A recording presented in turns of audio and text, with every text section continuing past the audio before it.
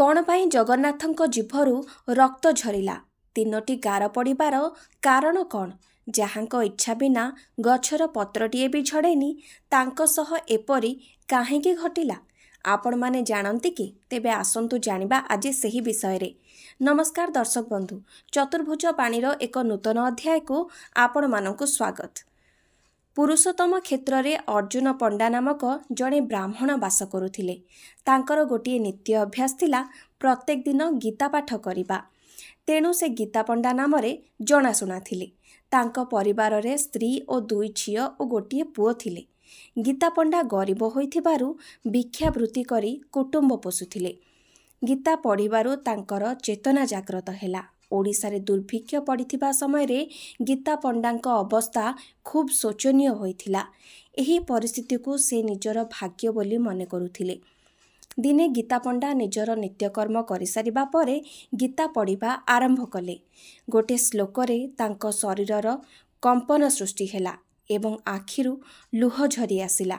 सेही श्लोकटी हेउछि अनन्याश्चिन्तयत मां जे जनाः पर्युपसते तेषां नित्यभियुक्ताना योगक्षेम बहम्यहम।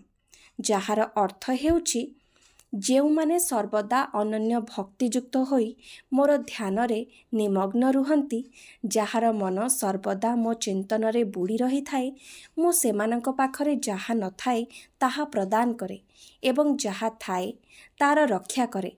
एही समय रे गीता पंडांक स्त्री तांको किछि भोजनर आयोजन करबाको कहिले एवं पिलांक अवस्था मध्य शोचनीय होई जाइछि बोली जणाइले। कौनसी माँ निज संतान को एपरि भोकिलारे देखि पारिबो नाही।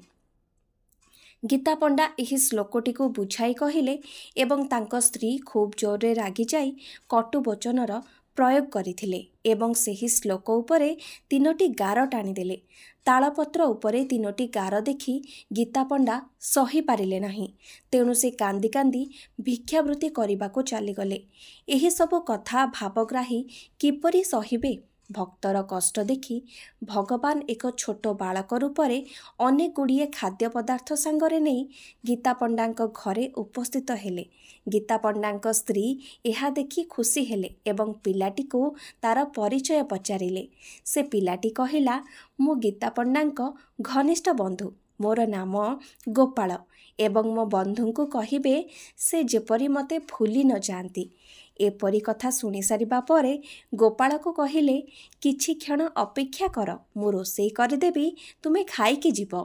गोपाल उत्तर देले, मोर जीभ चिरी होई जाइछि, सेथिपाई मो देह आदौ भल लागु नाही, तेणु मु खाई पारिबी नाही। मो बंधुंकु निश्चिंत जणाइब कही गोपाल विदाय नहीं गले। गीता पंडा भिक्षारे किछि न पाइबारु घर को फेरीगले। तांको पत्नी तांको सबु कथा गोटी गोटी करी जणाइले। सबु शुणी सारिबा परे गीता पंडांक आखि लुहरे परिपूर्ण होइथिला एवं से कहिले, से आउ केही नुहंती, से हेउछंती भावग्राही ठाकुर। से ही आम घरे अनेक प्रकार खाद्य पदार्थ देई गले। तांको पत्नी निजर भूलर प्रायश्चित पाई जगन्नाथंको दर्शन करबाकू गले। सेठारे पंडा मानक मुहरु सुनिले जगन्नाथंक जीभरू रक्त झरुछि एवं क्षमा मागिबा परे भावग्राहींक जीभरू रक्त झरिबा बंद होइगला। दर्शक बंधु, यह थिला गीता पंडांक भक्तिमय कहानी।